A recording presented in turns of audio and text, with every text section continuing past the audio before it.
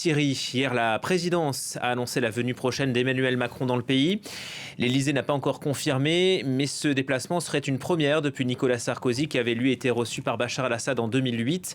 Cette fois, c'est Ahmed al-Shara qui est aux commandes, un ancien djihadiste repenti qui a les faveurs de Donald Trump et qui tente de redonner une stabilité au pays après une décennie de guerre civile. Une Syrie apaisée, stable, c'est aussi le vœu des Libanais voisins. Serge Berbery, vous êtes en direct de Beyrouth, bonjour à vous.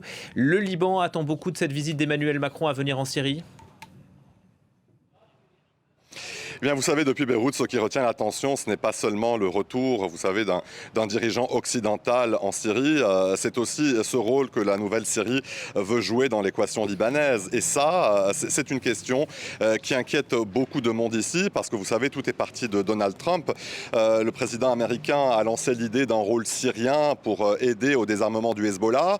Et ici, au Liban, cette idée-là a mis le feu aux poudres, parce que ce que ça rappelle, eh bien, c'est la présence militaire syrienne. C'est 30 années de tutelle politique sur le pays, 30 années où le Liban n'était pas vraiment libre de ses choix. Alors, eh bien, cette perspective à Beyrouth, elle est très largement rejetée. Et ce qui est significatif, c'est que, vous savez, même ceux qui veulent le désarmement du Hezbollah disent non. Ils disent donc non et que c'est une affaire libanaise. C'est aux institutions libanaises de régler la question du Hezbollah et de ses armes, et pas à Damas. Et face à ça, à toutes ces réactions, la Syrie a voulu calmer le jeu très rapidement. Le président Chara a été très clair. La Syrie n'interviendra pas militairement au Liban. Et Chara a dit que le dossier du Hezbollah ne regarde que le Liban.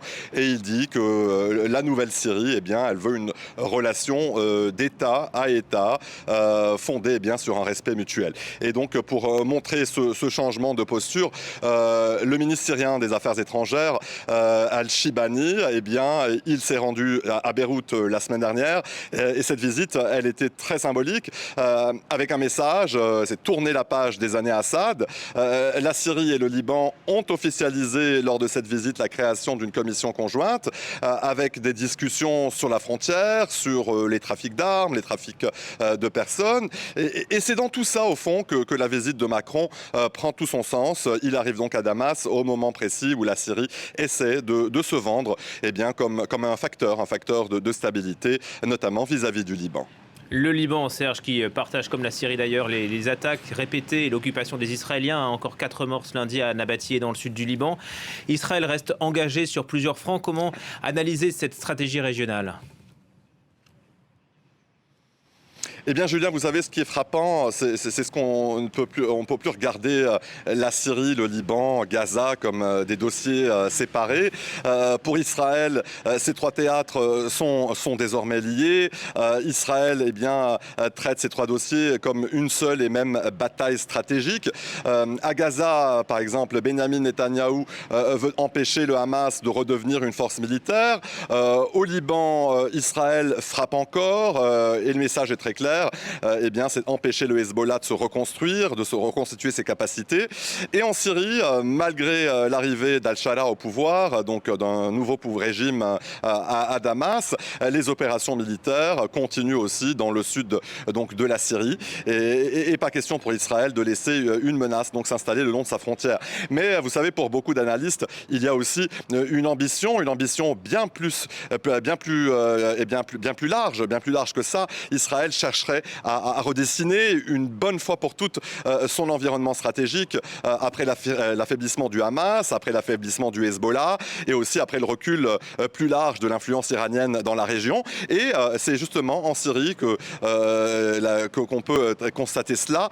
Vous savez, pendant des années, la Syrie a été le principal corridor qui permettait à l'Iran d'approvisionner le Hezbollah. Aujourd'hui, le régime Assad n'est plus là, il est tombé. Les réseaux iraniens ont été largement démantelés et Damas cherche à se rapprocher des pays occidentaux et de plusieurs capitales arabes.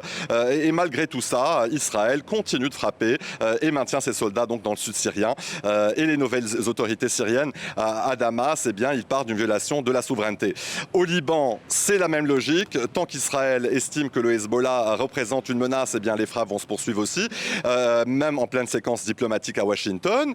Et cette stratégie, elle inquiète, vous savez, la région, notamment la Turquie qui a critiqué ouvertement la stratégie de Netanyahou dans la région. Plusieurs pays arabes aussi réclament qu'on respecte la souveraineté de la Syrie, la souveraineté du Liban. Et même à Washington et au sein de l'Union européenne aussi, des voix s'élèvent pour calmer la tension dans la région. Alors au fond, c'est toute l'architecture sécuritaire du Proche-Orient qui est en train de changer de visage. Et dans ces moments-là, les grandes puissances et les pays de la région cherchent tous à peser sur le nouvel équilibre. Merci beaucoup Serge Barbery pour votre tour du monde des correspondants comme chaque lundi et ces explications.